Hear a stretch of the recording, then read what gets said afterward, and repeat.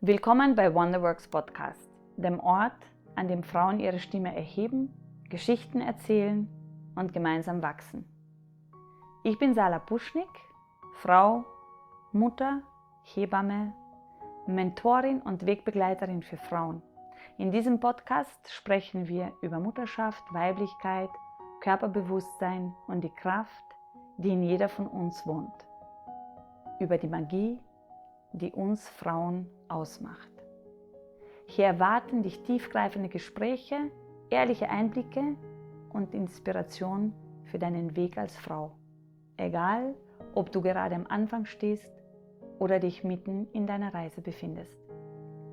Also lehn dich zurück, atme tief ein und tauche mit mir ein in die Welt von Wonderworks. Wenn dir der Podcast gefällt, abonniere unseren YouTube-Kanal und hinterlasse eine Bewertung. So hilfst du uns, die Stimme und die Magie von uns Frauen weiterzutragen.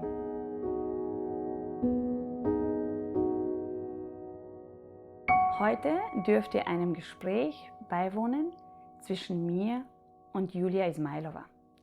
Julia ist geboren und aufgewachsen in Moskau, war von 2004 bis 2007 in der freien Kunstszene Moskaus und St. Petersburgs aktiv. Sie lebt und arbeitet seit 2007 in Kärnten, Koroschka. Julia ist Schauspielerin, Regisseurin, Konzeptkünstlerin. Sie ist Obfrau des Vereins WADA, betreibt das Jugendtheater Klagenfurt-Zelowitz und den Kulturraum Ventil. Sie unterrichtet an der Alpen-Adria-Universität, ist Mitglied des Kärntner Kulturgremiums und im Vorstand der Interessensgemeinschaft Theater, Tanz, Performance Kärnten-Koroschka. Für mich ist Julia vor allem eine mutige und unerschrockene Frau, die hungrig ist nach Leben und Kreation. Sie ist eine Visionärin, eine Frau, die sich traut, Grenzen zu überschreiten. Und zwar im wahrsten Sinn des Wortes.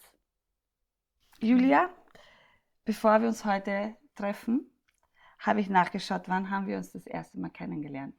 Und es war 2007. Ja. 2007. Du warst die erste Österreicherin, die ich kennenlernen durfte. Die nicht einmal Österreicherin ist. Ja. Die genauso wie du ein paar Jahre davor da gelandet ist und sich gedacht hat, uff, wo bin ich? Ja, genau. Bist von Ljubljana gekommen. Von Slowengrad, aus Slowenien, ja. ja. Mhm. Und ich weiß, das war ja ich habe ja Russisch studiert, du bist aus Russland gekommen. Ja. Und ich war zutiefst berührt, weil ich so ein bisschen auch dieses Gefühl hatte, ich habe es gewusst, wie es ist. Ich bin mit 15 nach Klagenfurt gekommen.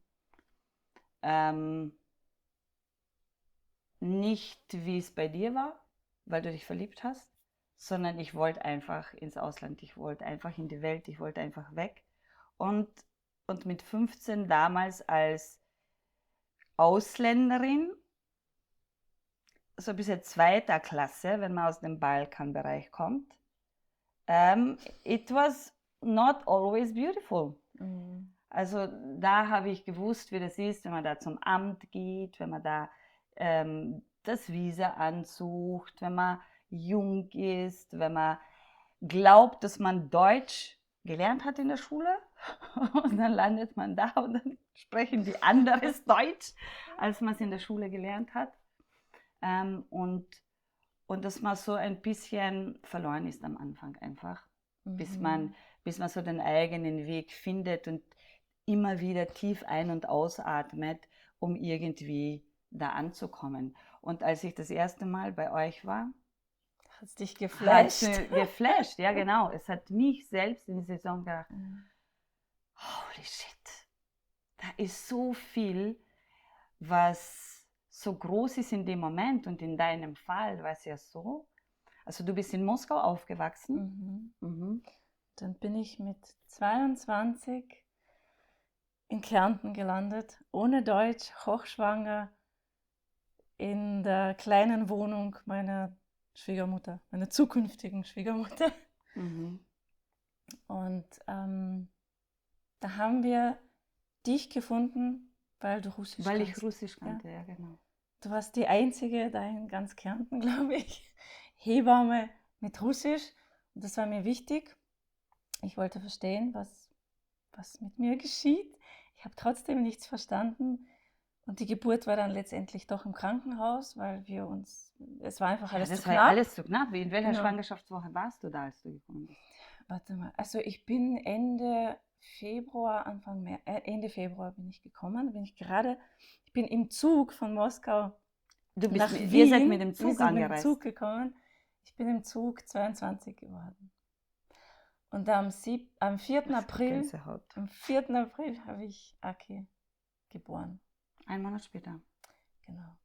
Und das heißt, bis ich angekommen bin, dann haben wir dich gefunden. Und dann war eben irgendwelche notwendigen Treffen im Vorfeld, haben nicht stattgefunden. Mhm. Und dann war es eine, wie heißt das? Die Fruchtblase ist geplatzt und das war Krankenhaus. Und es war so schrecklich. Also ich würde jetzt vielleicht gerne nochmal wissen, du kommst als diese junge Frau da an und musst dich orientieren, verstehst die Sprache nicht. Dein Sprachrohr war dein Partner Felix. Ja, Ja. also kurz. Und so, du hast ja sonst da niemanden gekannt, deine Schwiegermutter? Genau, Und Felix. mit der Schwiegermutter konnten wir uns kaum verständigen, weil ihr Englisch so schlecht war und mein Deutsch so schlecht. Wir konnten uns nicht verständigen, außer so irgendwie so ein bisschen, ja, so Zeichen geben. Schmeckt gut. Mhm. Und da war ich eigentlich sofort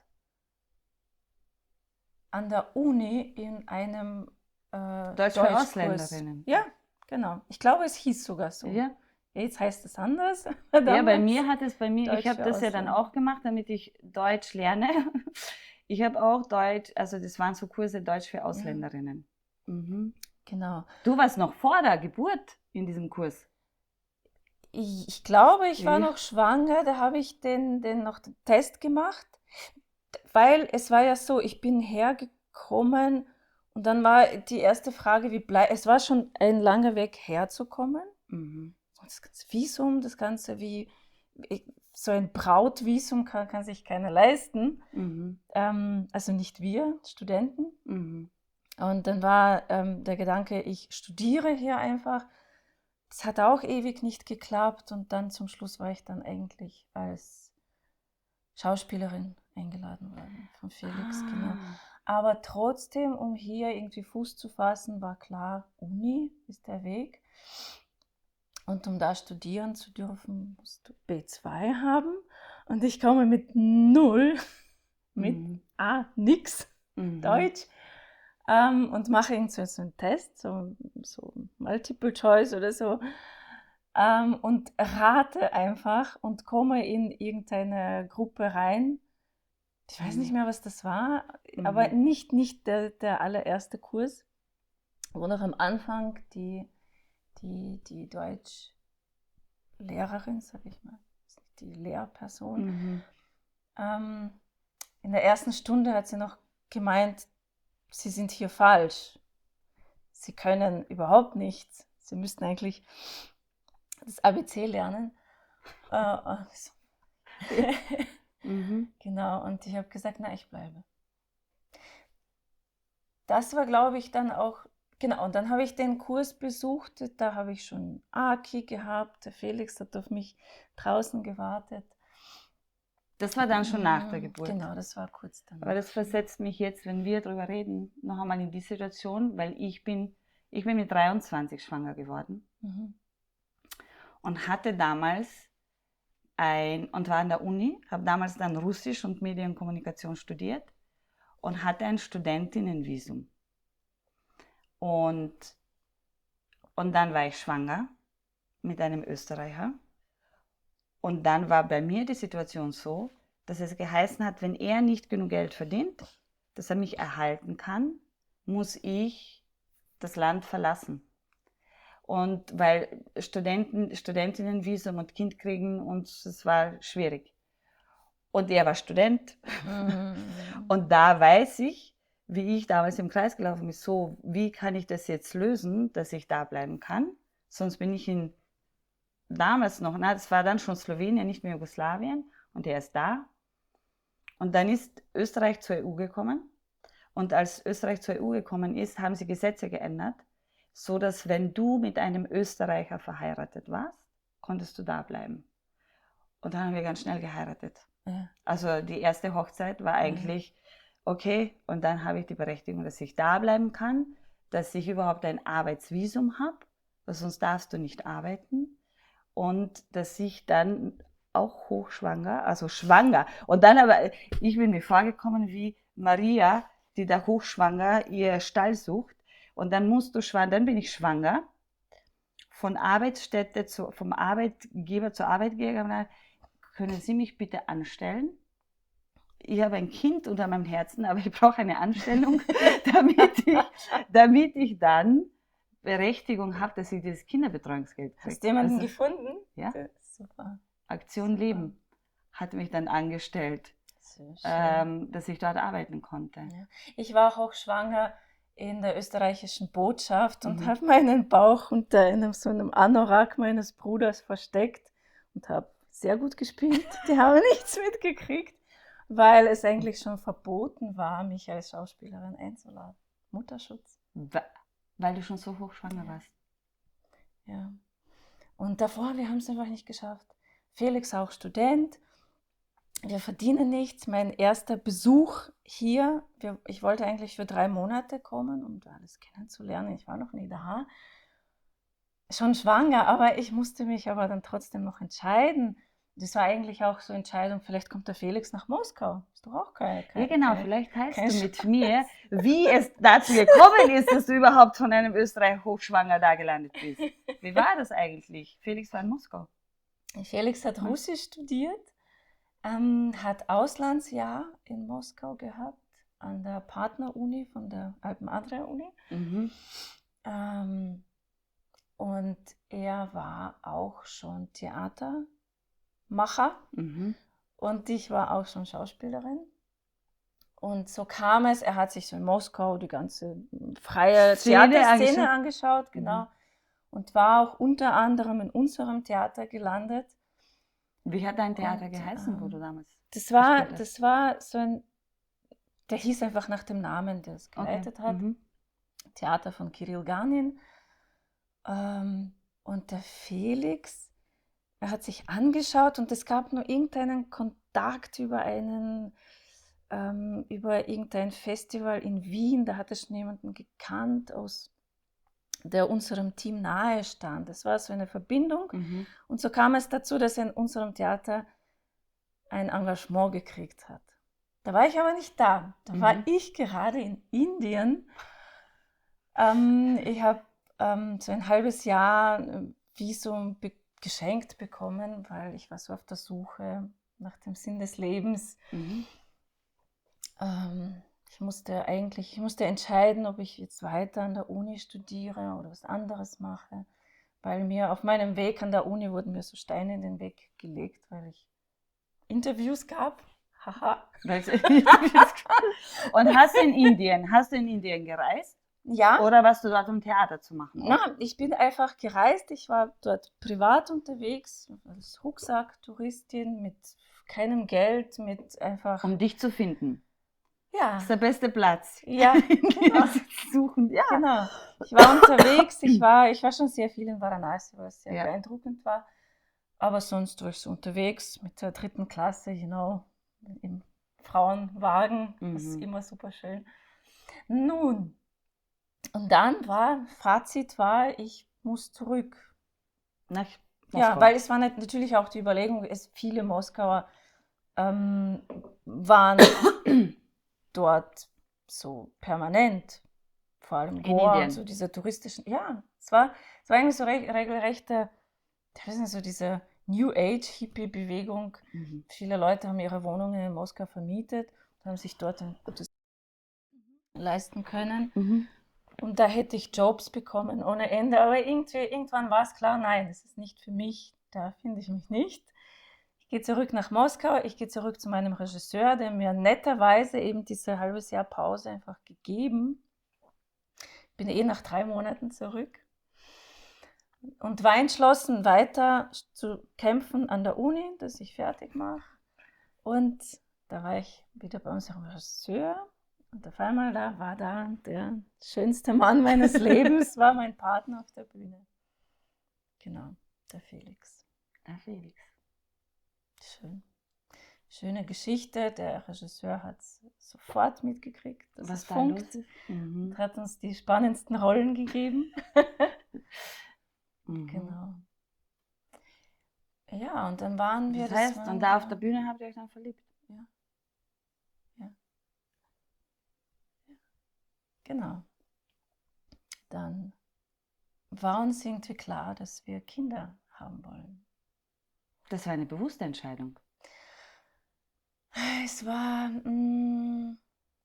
ich sag's so, er war schon abgeschreckt, weil er schon eine Tochter hatte aus einer Beziehung, die nicht funktioniert hat, und er hat Angst vor mir gehabt.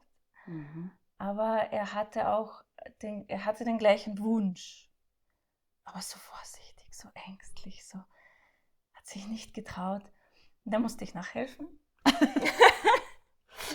Da musste ich sagen, hey, trauen wir uns, das ist das Leben. Aber sag mal, höre ich das jetzt richtig? Du bist aus Indien zurückgekommen. Ja.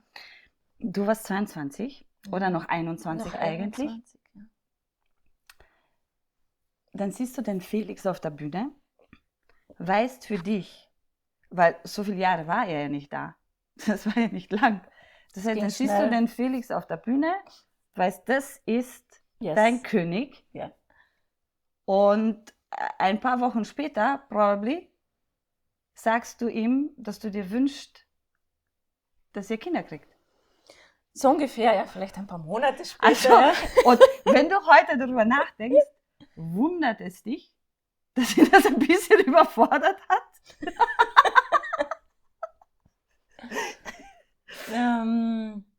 Da hat er sicher ein bisschen atmen müssen. Ich meine, das geht ja gar nicht an, das ist ja großartig. Wie viele Monate wart ihr dann zusammen? Wir waren wahrscheinlich so, ich weiß nicht, ein halbes Jahr zusammen, bis sein Visum halt aus war.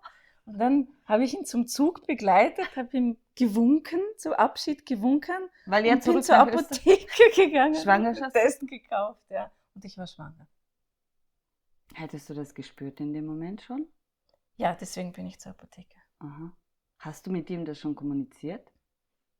Bevor er weggefahren ist? Also gespürt so wirklich, also es waren keine physischen Anzeichen da und kein Regelausfall.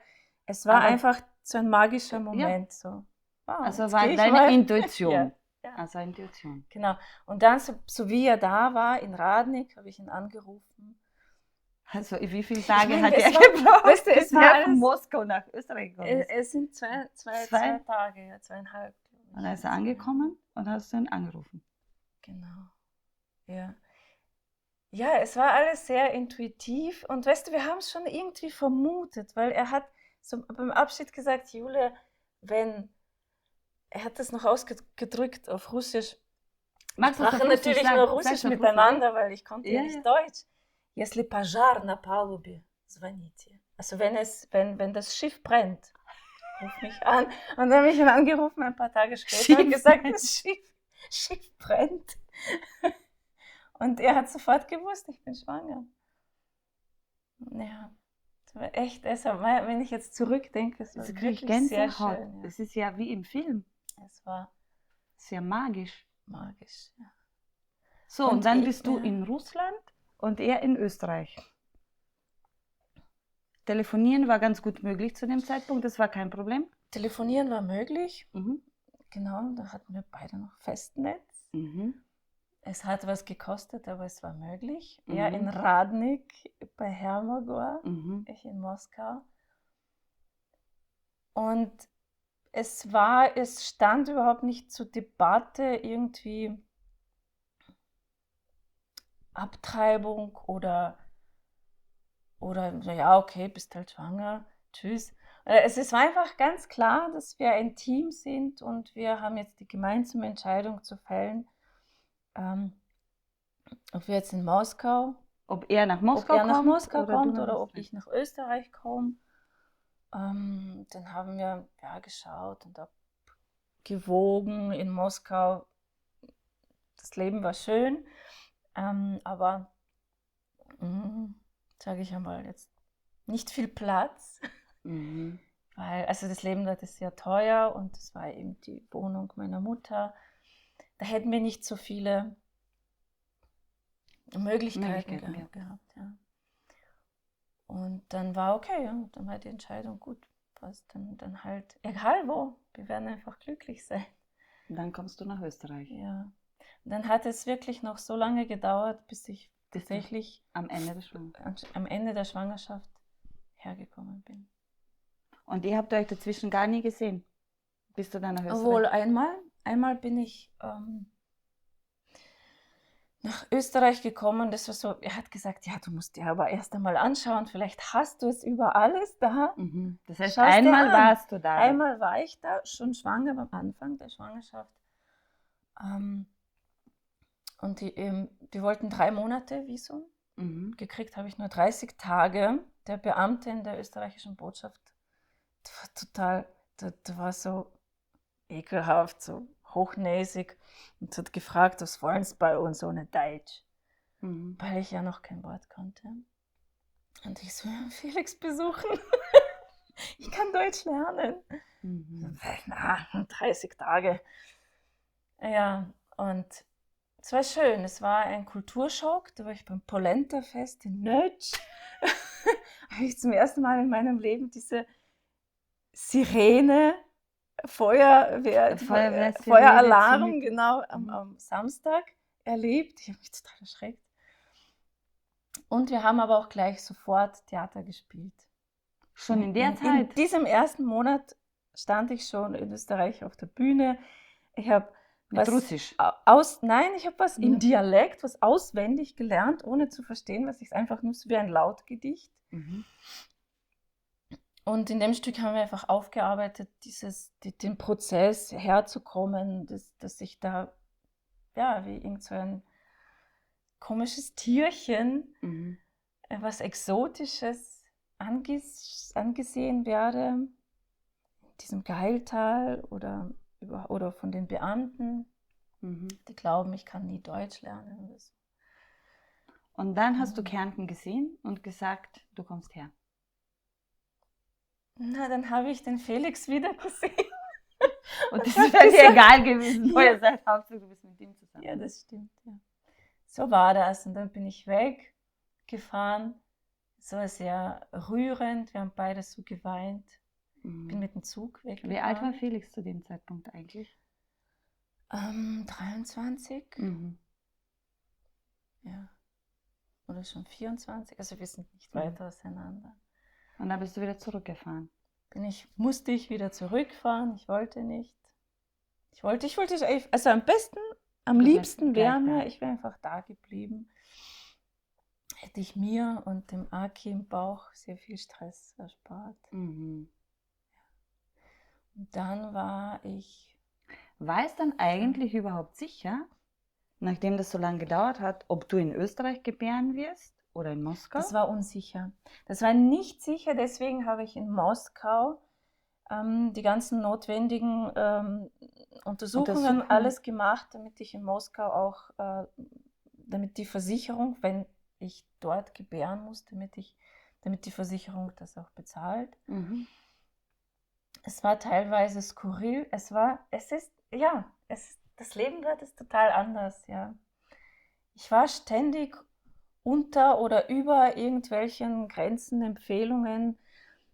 Ich habe irgendwann einfach nur gezählt, wie viele Medikamente inklusive Vitaminbomben sie mir da verschrieben haben. Ich musste ich weiß nicht mehr, aber so 6-mal täglich irgendwas nehmen, als wäre Schwangerschaft eine Krankheit, die man heilen muss. Und ständig haben sie geschimpft, ich wiege zu wenig oder ich wiege zu viel oder das Herz klopft nicht regelmäßig und Schilddrüse ist kaputt und alles war da, bis ich eigentlich wieder so diesen Weg genommen habe, wie damals nach Indien. Das war eigentlich so eine Art Eskapismus, weil die Situation in Moskau für mich damals schwer war.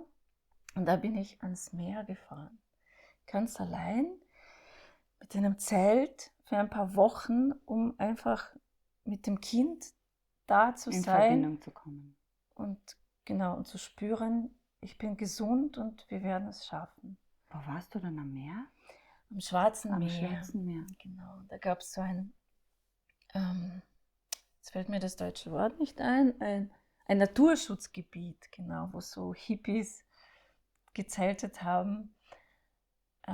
Da habe ich Connections gehabt zu ein paar Leuten, die dort immer wohnen. Dann bist du dorthin, um dich mit deinem Kind zu verbinden, mit deinem ersten Sohn. Ja. Und es hat geklappt, dann kam ich wieder zurück und war wieder beim Arzt. Und die hat gesagt, naja, sehen Sie, Sie haben Medikamente genommen und jetzt ist alles gut.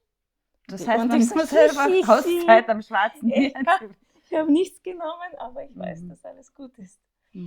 Ja, und das hat teilweise was skurril. Wir waren bei einem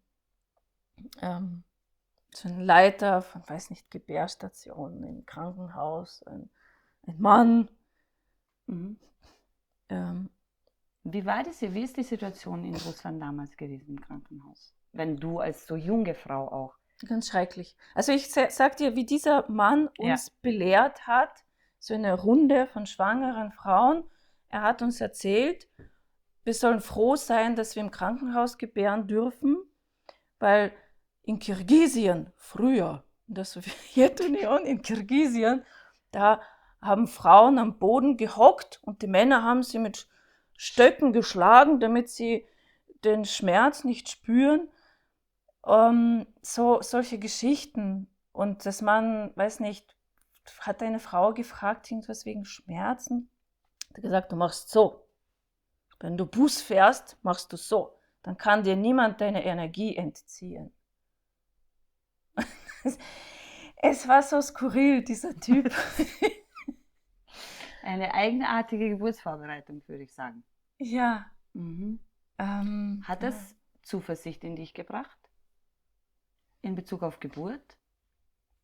Hat dich das verunsichert? Oder hast du es hat mich total verunsichert. Er hat noch gesagt, vergesst nicht, also das Wichtigste, ihr werdet jetzt abgeholt, ihr fahrt ins Krankenhaus, macht euch keine Sorgen, ihr müsst nichts wissen, die Ärzte machen alles für euch. Das Wichtigste ist, ihr müsst Schminke mitnehmen, damit der Mann danach nicht sieht die Säcke unter den Augen. Die Ringe, die Augenringe.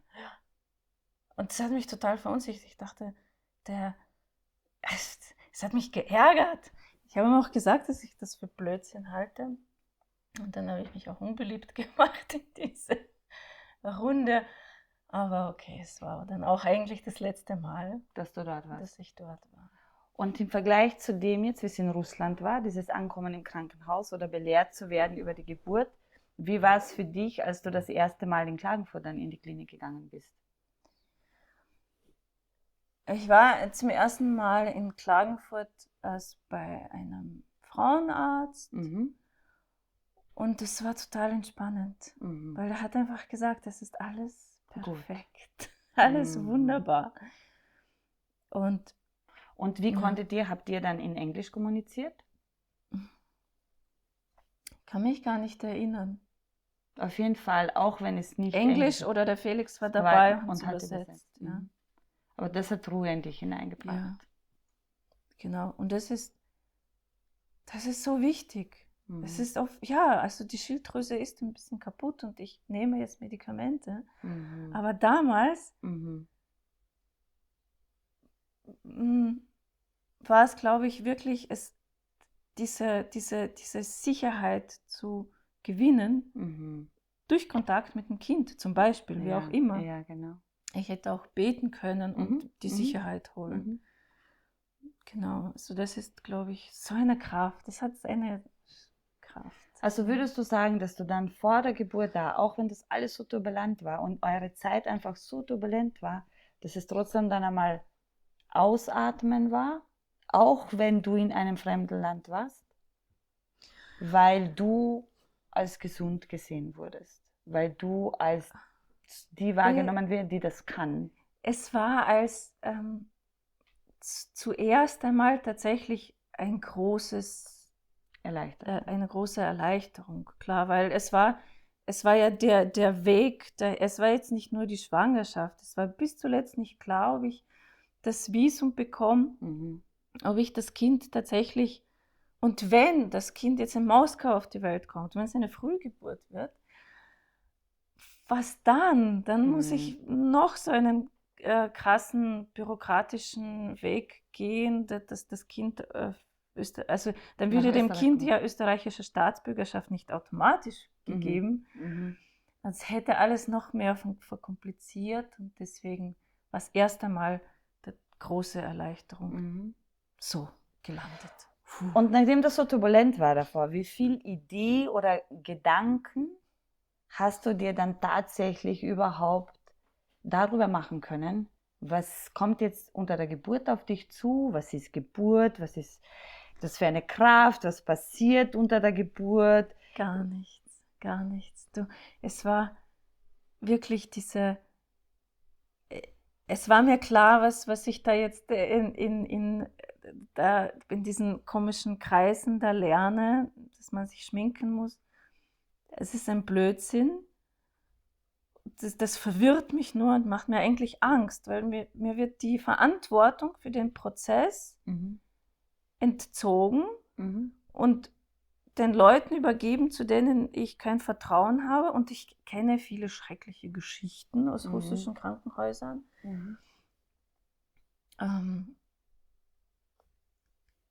Genau.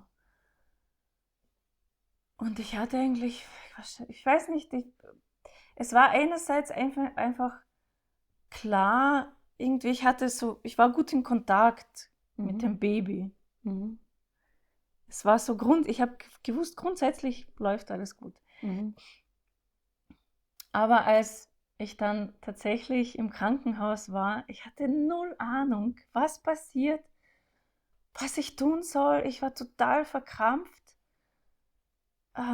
Die Geburt hat mit einem vorzeitigen Blasensprung begonnen, zu Hause, genau, oder? Genau, und dann habe ich gezittert, wie sagt man, Wespenblatt? Nein, ich weiß nicht mehr. Da ich das Deutsch ist auch nicht meine, wie ein Blatt im Wind vielleicht? So irgendwie? Genau, mit dem Wagen abgeholt, ja, Felix ist da, aber der Felix war selber so sprachlos, dass er nicht auf die Idee gekommen ist, zu sagen, alles ist gut. Oder zu übersetzen, was da über mich jetzt gerade geredet wird. Also war ich im Krankenhaus, dann, also da musste ich, es hat mir alles hat mir einfach Angst gemacht. Ich musste auf mein Zimmer gehen und warten. Und das Gehen allein, die hätte mich schon hintragen können, weil ohne Blase, das ist ja alles so viel schwer, total schwer. Und dann ist da jemand im Zimmer noch und ich will ja auch nicht stören, aber ja. Und dann, und den Felix haben sie heimgeschickt und ich war einfach alleine gelassen mit diesem Prozess im dunklen Zimmer mit einer Frau, die ein Kind schon gehabt hat und ich wollte, also immer ich will niemanden wecken, stören, störe aber auch natürlich und weiß einfach nicht, was passiert und ob das alles normal ist und kann niemanden fragen. Und dann war die Geburt, also dann kam der Felix. Und dann ist die Wehenkraft gekommen. Wie ist es mit dieser Wehenkraft, die dahergekommen ist? Die haben sich dann aufgebaut. Ja. Und wie war das für dich? Es war ganz schlimm. Es war ein Albtraum. Ich war dann schon im Kreissaal. Also davor natürlich, es ist einfach, ich bin müde und es ist total schmerzhaft und irgendwie dazwischen schlafe ich immer wieder ein, weil der Körper die Kraft braucht. Und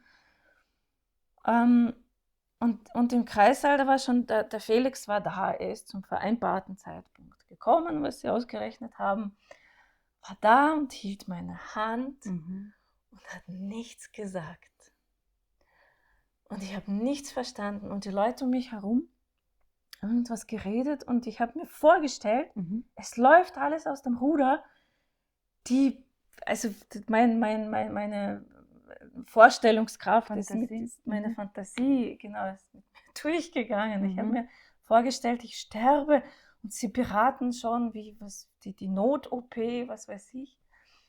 Weil das so intensiv war. Ja, Mhm. und ich wusste nicht, dass das normal ist. Mhm. Mhm. Und ich habe mich total geweigert, irgendwas zu nehmen. Aber auf einmal, sie haben mir einen Gang gemacht Also und auf einen einmal haben Willen sie reingetan. Und ich so, nein, was ist das? Und die haben mir schon vorgestellt, keine Ahnung, sie tun mich betäuben und zack, weg bin ich. Und der Felix sagt, es ist nur Wasser, weil du nichts trinkst. Ich wollte nichts trinken, ich konnte nicht. Und er so, weil du nichts trinkst, du musst das Flüssigkeit. Elektrolyten. Aber ich habe ihm nicht geglaubt. Der lügt. Er weiß mehr als ich. Also es war diese Situation, dass ich Deutsch nicht konnte. Der hat mich wirklich in dem Moment umgehauen. Mhm. Es war schrecklich und danach hat mir der Felix, weil ich habe natürlich drüber reden wollen, Ja, wie was da alles schlimm passiert das war ist. Ja. Mhm. für mich und was war denn eigentlich? Und er hat gesagt, die haben die ganze Zeit gesagt, alles perfekt, alles wunderbar. Ist das wirklich die erste Geburt? Sie macht es super. Und du warst in Aber einem was total ich anderen alles Film, gelitten habe in diesen Stunden. weil du dir ganz andere Realität ausgemalt hast, Ja. was das jetzt ist, weil du die Sprache nicht verstanden hast. Was macht das heute mit dir, wenn du dich so siehst da? Dieses Mädchen tut mir so leid. Ich Mhm. möchte mich umarmen. Sagen, Mhm. ach, es war alles gut. Und ich bin eigentlich jetzt auch sehr stolz, ist vielleicht irgendwie Stolz ist gut. beeindruckt oder Mhm. stolz ist auch gut. Wie viel ich alles geschafft habe, Mhm. wie einfach es ist so viel. Ich würde mich heute nicht trauen, irgendwo hinzufahren, dort gebären, Sprache lernen, alles schnell, sofort auf der Bühne zu stehen. No go, jetzt passe ich auf mich auf. Ja, jetzt spür einmal hinein, wie stolz du auf dich bist. Spür mal. Ah, genau, zu dieser Julia. Ja. Das ist unglaublich. Ja. Und wie war dann für die Julia damals, wie war dieser Weg dann in die Mutterschaft hineinzufinden? Da hast du dann ein Kind. Es war natürlich auch nicht ohne Schwierigkeiten. Also ich hatte dich, also es hat mir sehr leid getan, dass die Geburt nicht mit dir stattgefunden hat. Die wäre so viel besser gelaufen. Ja, zumindest Zumindest hätten wir emotional. also genau, Wir hätten uns verständigen können. Ja. Ja, genau. Und du hättest gesagt, es ist Alles in Ordnung. Ich hätte einfach nur Всё das хорошо. gebraucht. Genau. Все хорошо. Genau. Nur das. Und dann war Wochenbett und ich muss sagen, ich war so verwundbar, weil es ist es sind so ehrliche Momente. Es ist unglaublich vulnerable Zeit. Genau. Wo man, wie soll ich sagen, so wie zum ersten Mal mit dem Leben, also Leben, keine Ahnung, es ist so ein triviales Wort, wir sagen mal Leben. Aber so mit diesem Wunder Leben zum ersten Mal in Berührung kommen. Und das ist diese Zeit, wo das Kind geboren wird und die erste Zeit, die ersten Monate, dieses Stillen, dieses einfach, keine Ahnung, also ich kann es jetzt nicht genau eingrenzen, aber einfach diese erste Zeit um die Geburt herum, davor und ein bisschen danach. Und ich habe diese Zeit danach mit dir geteilt und du hast mich total beeindruckt. Auch dadurch, du hast mich beeindruckt, aber es ist mir jetzt bewusst, ich war auch in so einem Zustand, ich Ich war total offen und verwundbar und ich habe Mhm. mir gedacht, wow, was für eine tolle Frau. Ich werde auch Hebamme. Und ohne mir irgendwie, es war mir also dann danach bewusst, na, Julia, du bist schon was, du machst Theater Mhm. und du musst dir jetzt nicht was Neues aneignen, Mhm. aber ich war dermaßen von dir beeindruckt Mhm. und auch von diesem Prozess und diesem Wunder, dass ich wirklich ernsthaft Darüber nachgedacht. habe. Mhm. Wow, Hebamme, cool, werde ich auch. Mhm. Und abgesehen dann davon und von diesen Wochen, von dieser tollen Zeit mit dir, Mhm.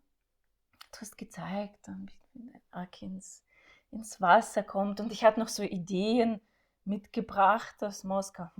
Kaltes Wasser. Ja, genau. Und du hast einfach gesagt, probier's mal aus, ob es ihm gefällt. Es gefällt ihm nicht. Genau. Weil es war irgendwie so in meinem Kreis damals in Ja. Moskau. Du kennst auch Ja, Tscherkowski. Tscherkowski, Die haben Kinder ins Schwarze Meer geboren. Und da haben sie Kinder einfach schon als kleine Babys das schon Schwimmen gelehrt und so einfach reingeschmissen und ins kalte Wasser und so. Das Kind vergisst das alles und das nimmt das irgendwie alles anders wahr. Es ist nicht Angst und nicht Schmerz, sondern ist alles okay. Und ich war so auf diesem Trip irgendwie, ich will auch ein Superman. Und es war sehr beruhigend irgendwie so. Also, Moment, du musst jetzt nicht einen Superman aus deinem Kind machen. Er ist es schon. Ich keine Ahnung, so deine Ruhe hat mich so beeindruckt. Ja, probier es mal aus. Nee. Und so weiter. Und abgesehen aber von der tollen Zeit mit dir, ich habe es sehr genossen und dann warst du nicht mehr da. Und ich war alleine mit meinem Kind. Also natürlich mit dem Felix da und seine Mama, aber da hatten wir noch keinen Kontakt. Also sie war eigentlich so ein fremdes Element in meinem Leben oder ich bin bei ihr eingezogen und habe noch einen Mieter auf die Welt gebracht, habe mich noch vermehrt in dieser kleinen Wohnung, ob sie es überhaupt mag. Ne? Und ich war total verloren. Es war wirklich, das war wirklich eine schwere Zeit, wo ich war mir nicht sicher, ob mein Leben jemals so sein wird. Also klar, es wird nie so sein wie früher, das ist klar. Aber ob ich es schaffe, das so wieder aufzubauen, dass ich beruflich, dass ich an der Uni, dass halt mein Leben weitergeht und ich nicht in Mutterschaft komplett aufgehe. Und ich war total auch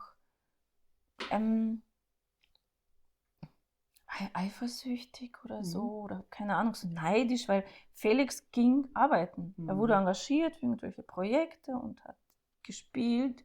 Genau, also du hast zu dem Zeitpunkt gemerkt, dein Leben als Frau hat sich wesentlich anders verändert als seins. Und meine Überzeugung war immer, es ist 50-50. Lieber Felix, ich habe sogar so einen scherzhaften Vertrag mit ihm gemacht, den er unterschreiben sollte. 50-50. Okay, du gehst zur Arbeit, diese Zeit verbringe ich auch irgendwo, wo ich will. Oder so Sachen halt. Und das Kind ist dann so und so viel Zeit bei mir, aber genauso viel bei dir. Er hat es bereitwillig unterschrieben, aber wie war dann die Realität darüber? Aber für den Aki war es ja natürlich egal. Und er hat nach Mutter verlangt und mein Schlaf hat sich verändert. Felix schlief weiter, wo ich dann schon Mutter war, weil Aki dann sich irgendwie, bewegt hat. Ja. Mein Schlaf ist leicht geworden, Felix nicht.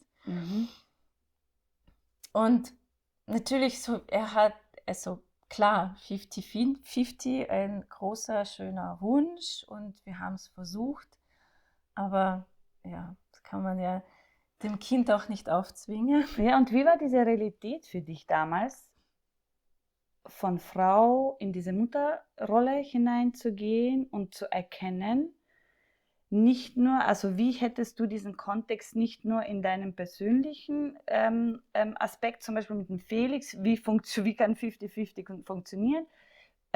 Hast du damals eine Idee darüber gehabt, was verändert sich für dich jetzt gesellschaftlich, dass du in einer Gesellschaft Mutter bist und aber nicht nur diese Rolle erfüllen magst, sondern du auch ganz viel Gold mit der Welt teilen möchtest, indem du Schauspiel machst oder dich als in anderen Bereichen eigentlich auch zeigen machst in der Welt? Ich glaube, ich habe damals großteils darauf wirklich verzichtet oder verzichten müssen, auf diesen Teil von mir, weil ich aus meinem früheren Leben rausgerissen wurde. Ich hatte keine Connections mehr, ich hatte nur diese Möglichkeit, diese Aspekte auszuleben, mich als Person in der Gesellschaft zu erleben und nicht als Mutter, jetzt nicht die Rolle von Mutter. Ja. Das waren unsere Auftritte mit dem Felix, es war, sagen wir, auch nicht so oft, was auch gut war. Es war irrsinnig anstrengend. Ich habe gekämpft. Es waren Texte auf Deutsch. Mamma mia, es war wie so im Kreislaufen irgendwie. Ich will da sein, ich will mitmachen. Und gleichzeitig war das total schwierig und anstrengend und ich habe aber schon so viel Kraft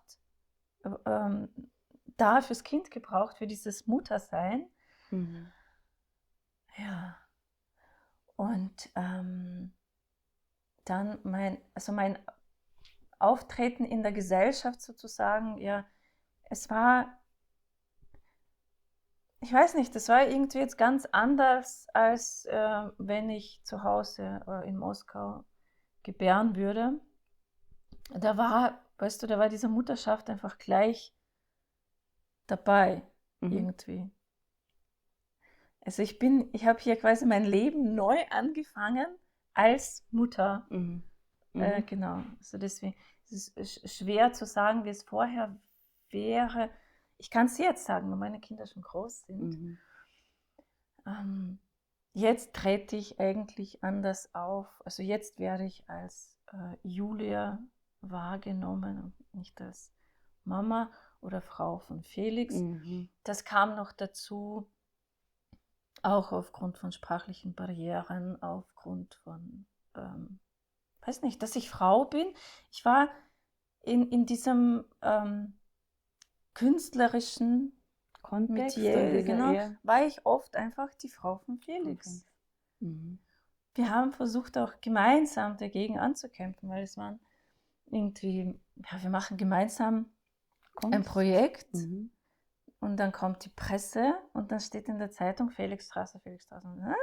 Und zum Schluss, und er hat eine waschechte Russin geheiratet. Und der Name dann mit 3 Fehlern dazu. Und das hat mich schon damals schwer getroffen. Wirklich schwer. Gott, habe ich geweint deswegen, weil ich fühlte mich eben als Person. Du weißt, dass Julia einfach nicht mehr da. Genau. So wie du mir das jetzt so beschreibst, du bist hergekommen, bist Mutter geworden, warst die Frau von Felix, aber die Julia ist noch in Russland geblieben. Genau, so ungefähr, genau. Also ich wurde als Künstlerin, als Persönlichkeit dann irgendwie nicht mehr da, nicht mehr vorhanden.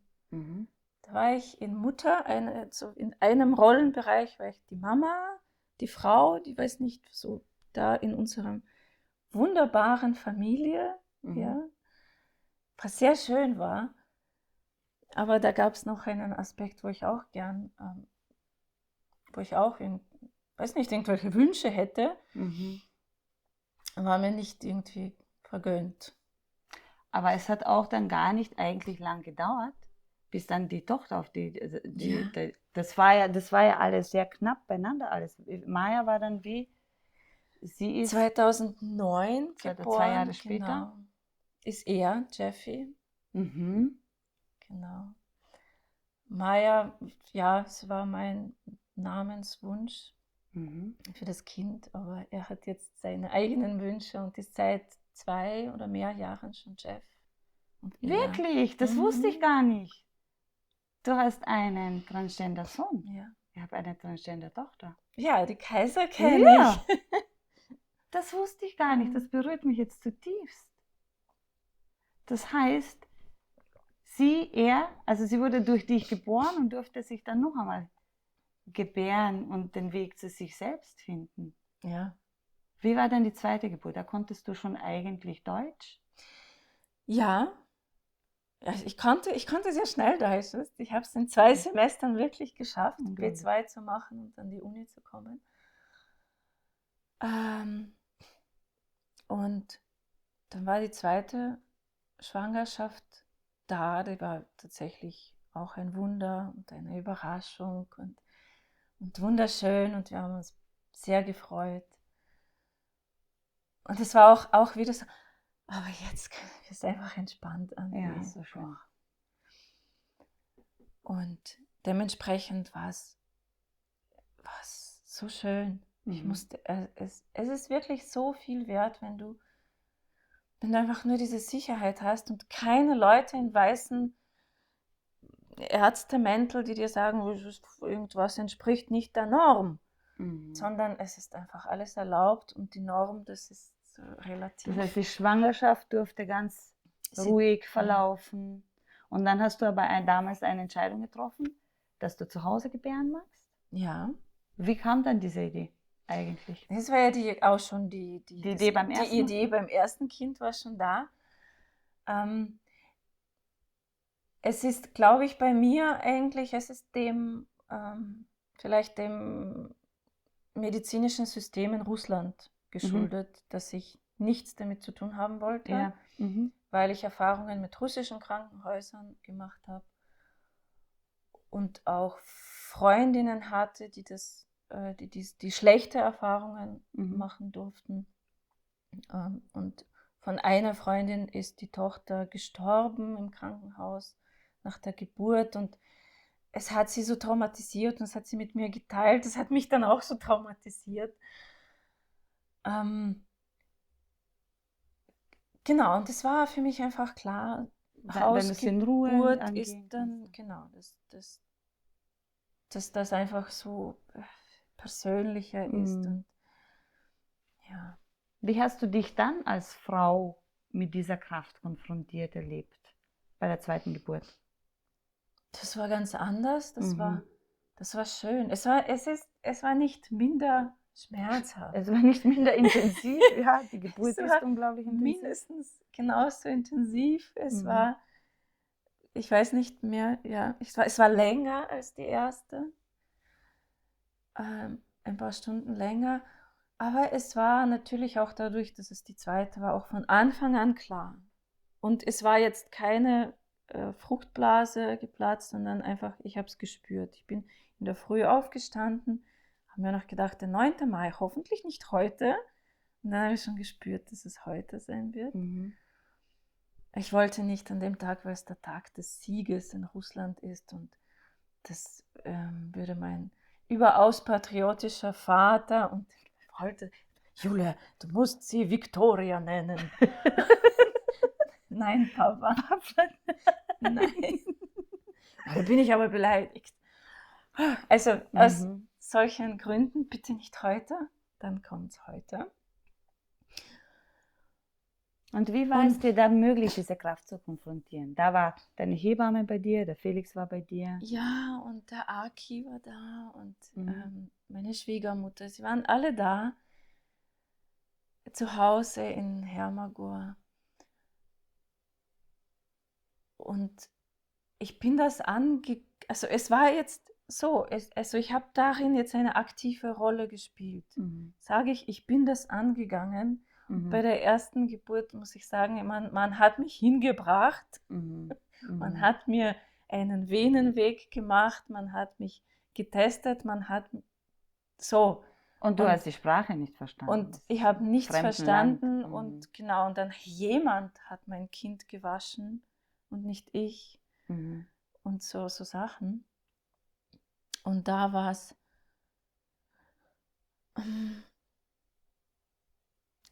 aktiver, Da bewusster bewusster meinerseits, aber auch bewusster ergeben in diese Situation, weil es ist so, dieses Geschehen lassen war total da.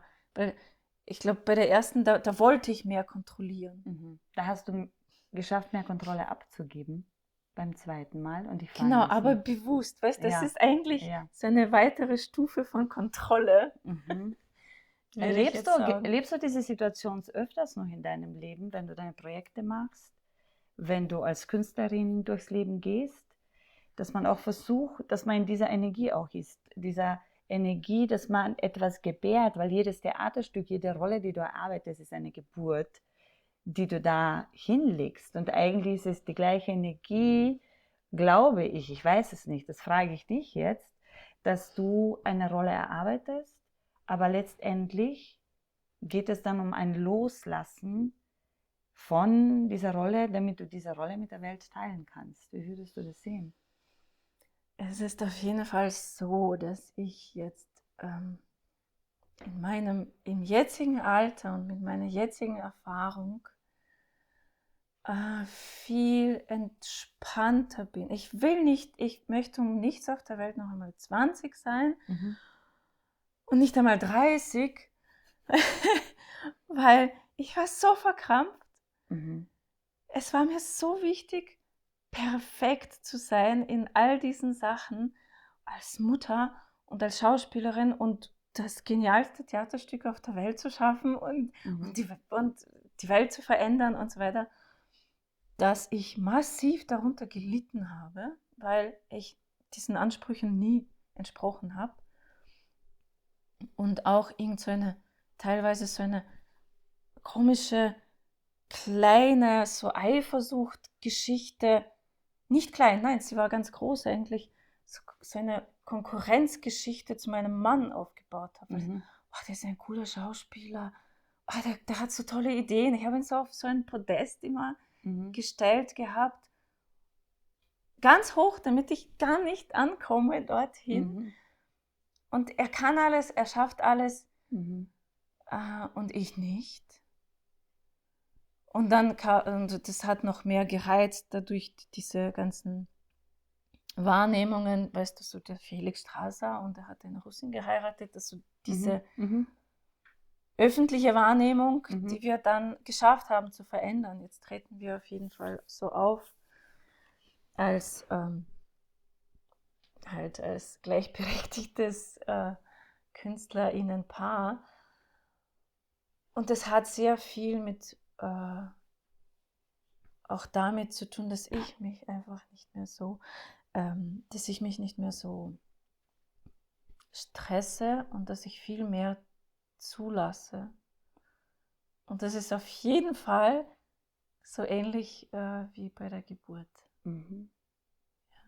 Dich immer wieder aufs Neue zu gebären und immer mehr loszulassen und immer tiefer loszulassen. Baut sich da mehr Vertrauen auch auf, dass alles gut ist, wenn man nicht kontrolliert? Ist es ein tiefer Ankommen in dir selbst? Es ist weniger Angst, dass etwas nicht gut ist. Ich weiß nicht, ob alles gut ist und ich weiß, dass nicht alles gut ist. Ich weiß, dass es ist auch ein sehr schwieriger, steiniger Weg, wenn man ein Transgender-Kind hat. Es ist ein schwieriger Weg, mein Ältester wird jetzt 18. Es ist eine ja, eine sehr spannende, aber auch nicht einfache Sache, sich zu entfernen und trotzdem für immer Mutter und Sohn bleiben. Also irgendwie einfach reif sein ist so super. Mhm. Würdest du sagen, dass die Wellen des Lebens sich nicht verändern? Wenn man jung ist, surfen wir sie und schwimmen wir sie, aber irgendwie ringen wir da viel öfters noch nach Luft und glauben, wir kriegen keine. Dass es mehr Einlassen ist, weil die Wellen werden immer da sein. Ich glaube, ganz egal, wie alt wir sind, dass du sagen würdest auch, dass du es gelernt hast, diese Wellen entspannter zu schwimmen und ein bisschen gelassener, alle Herausforderungen und Ja, alles, ja, was das ja. Leben so bringt, eigentlich. Auf jeden Fall. Ja, ist ein schönes Bild, dass man vielleicht sogar einfach die Wellen oben lässt und einfach nur sich einfach Sie sinken sinkt. lässt. Mhm. Dann kann man wieder raufgehen. Aber nicht zu schnell, sonst kriegt man irgendwelche Blasen im Blut. Mhm. Mhm. Wie nimmst du dich wahr als Frau heute? Wer bist du heute? Was macht dir heute aus? Als Frau. Mhm. Es ist so eine krasse Frage. Mhm. Ich bin jetzt einfach die Meisterin, Mhm. die all diese vielen Rollen, die auf mich zukommen, Mhm. ähm, ähm, die es schafft, Mhm. das alles nicht so, ich weiß nicht, die es einfach schafft. Also ich bin jetzt die Meisterin und auch wenn ich oft beim Psychotherapeuten sitze und Mhm. weine Mhm. und mich total kraftlos Mhm. äh, spüre und dieses und jenes verändern will, Mhm. bin ich dann trotzdem so stolz auf mich, dass ich es schaffe, Mhm. das in Worte zu fassen, mich damit zu befassen Mhm. überhaupt Mhm. und, und wenn es sein muss, zu weinen. Ich Mhm. habe mir sehr lange nicht erlaubt zu Zu weinen. weinen. Was würdest du sagen, ist die größte, stärkste Kraft, die wir Frauen in uns tragen? Was macht uns, findest du, aus? Was ist unsere so hohe Qualität?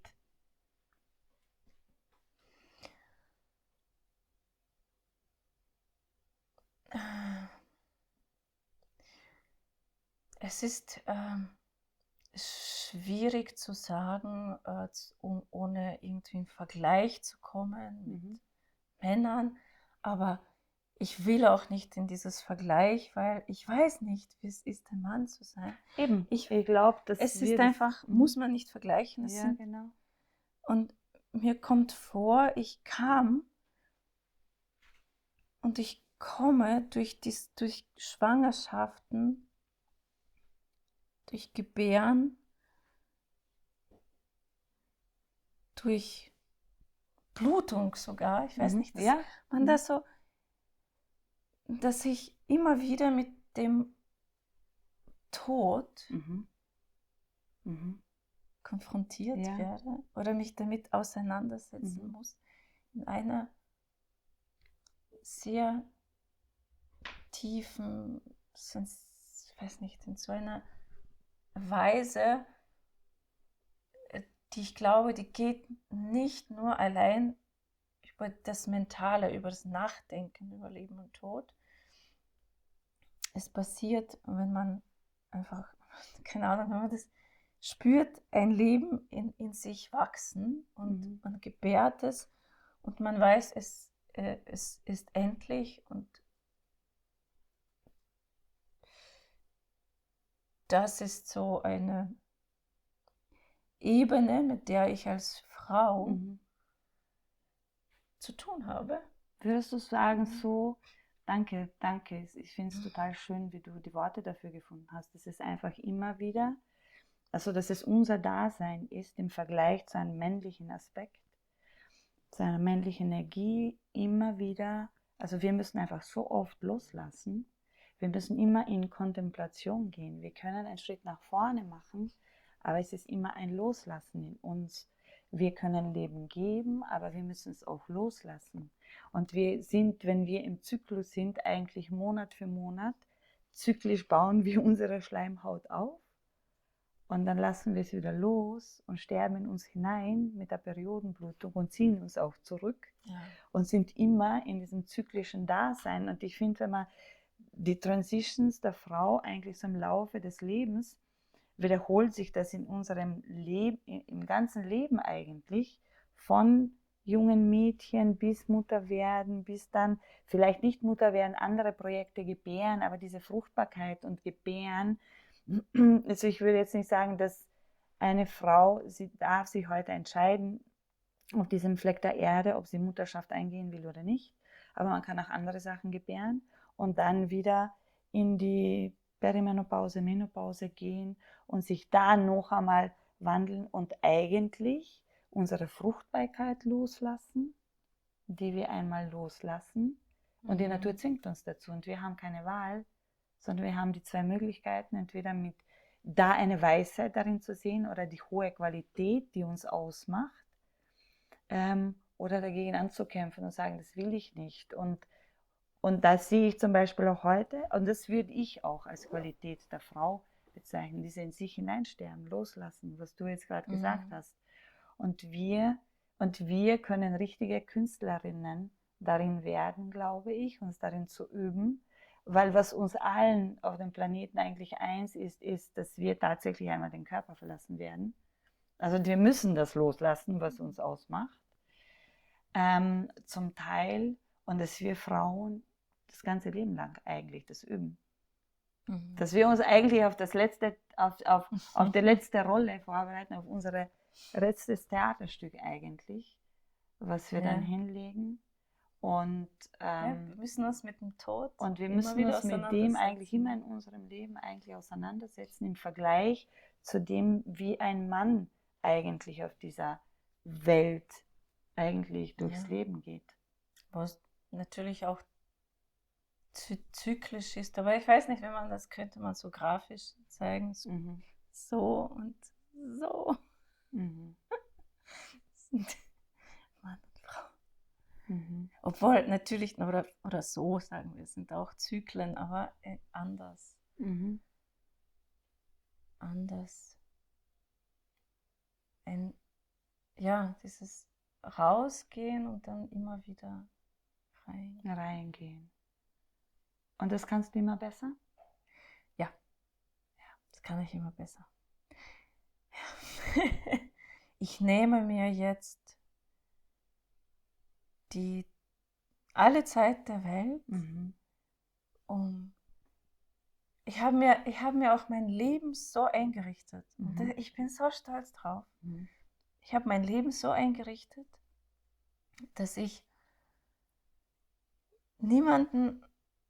keine Vorgesetzten haben, wo ich unbedingt am Tag meiner Periode, am zweiten Tag, das ist für mich das Schlimme immer, dass ich da um, 7 in der Früh, um 8 in der Früh irgendwo da sein muss und irgendwie was funktionieren muss.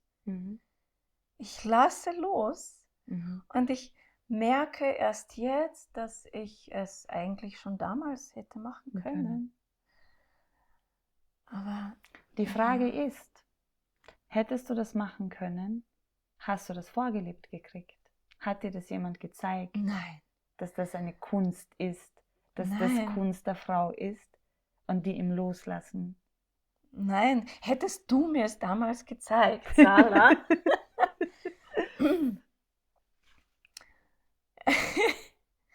dann wäre ich sicher Hebamme geworden. Nein, wirklich. Also solche Vorbilder, solche Frauen, ich weiß nicht, solche Kurse, es ist einfach so wichtige Dinge im Leben, die wir nicht lernen, die uns nicht unterrichtet werden. So wie eben, das mit Kinder bekommen. Was macht man danach? Das Kind ist schon da. Genau. Was mache ich damit? Ja, genau. Und was mache ich mit mich als Frau dann? Was mache ich mit mir selber jetzt? Und so weiter. Es sind so viele Prozesse, die man aus irgendeinem Grund einfach nach wie vor einfach nur intuitiv angeht. Würdest du sagen, dass die Zeit reif ist, dass wir eine Generation sind, die das der Nächsten eigentlich anders weitergeben kann, weil wir an diesem Punkt gekommen sind? Würdest du sagen, dass deine Mutter das so gelernt hat, wo du jetzt stehst schon in ihrem Leben? Dieses Loslassen, Gelassenheit, das... Nein, es hängt sicher von dem, auch von den äußeren Gegebenheiten, von dem System, in dem man lebt. Russland ist tiefster Patriarchat, obwohl es kommunistisch war. Meine Mutter hat sie hat gelernt, arbeiten, funktionieren, auf sich verzichten. Das kann sie so gut. Die Frau ist... Deswegen möchte ich dir jetzt was sagen, wie groß das ist, dass du es geschafft hast, dass du es schaffst, aus dem, was du gelernt hast, wie eine Frau funktioniert, an diesen Punkt zu kommen, dass du sagst, hey, ich kann jetzt loslassen. Und wenn du, glaube ich, oder wenn wir an diesen Punkt kommen in unserem Leben jetzt, bevor wir von dieser Welt gehen, dann glaube ich, dass es den Generationen nach uns anders möglich ist, viel schneller möglich ist, in diese Energie zu kommen. Das kann man nur hoffen. Es ist, glaube ich, eine, keine Ahnung, ist das da, kann man jetzt, würde ich jetzt nicht in Generation denken, aber in vielleicht einzelnen Menschen, denen was Frau was gibt, was sie damit machen, weiß ich nicht, weil sie leben dann auch in einer anderen Realität als wir. Aber auf jeden Fall ist das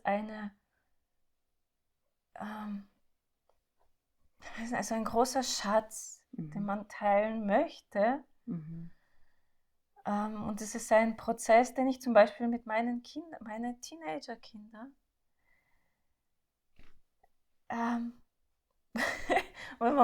ich weiß nicht, das kommt, sie sind auf diesen Wellen.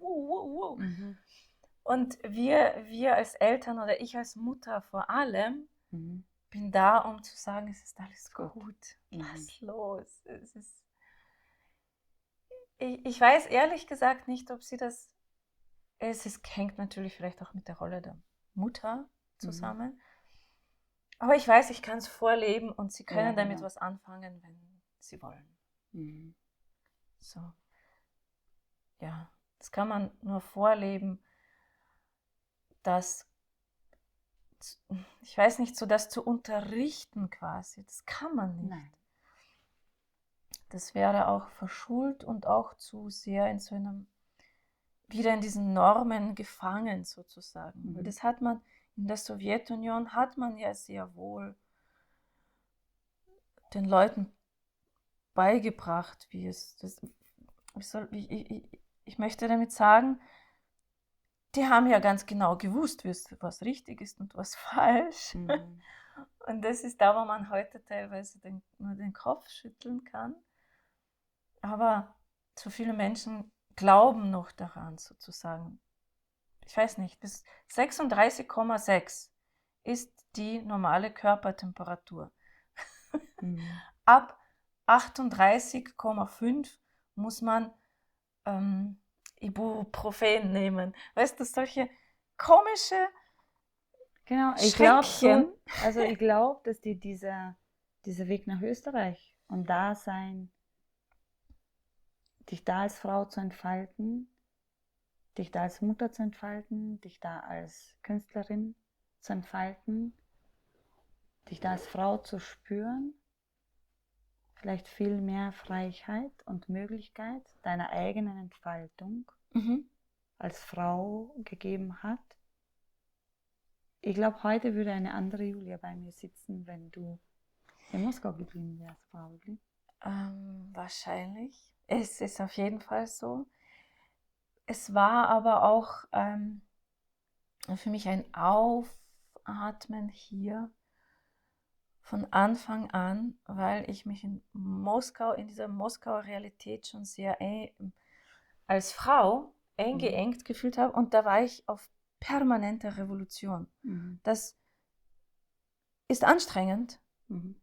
Ich war da immer, ich will so sein, wie ich bin. Und wie würdest du, zum Schluss würde ich dich gerne das fragen, wie würdest du heute, weil du bist durch und durch eine Revolutionärin, aber in welchem Aspekt würdest du deine Revolution, in welcher Energie spielt sich deine Revolution heute ab?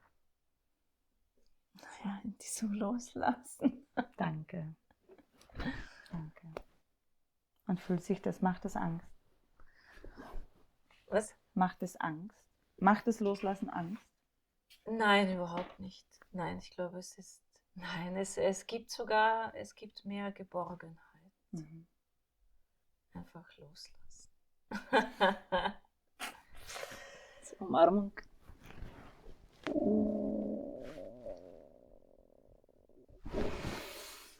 Danke. Danke dir. Danke.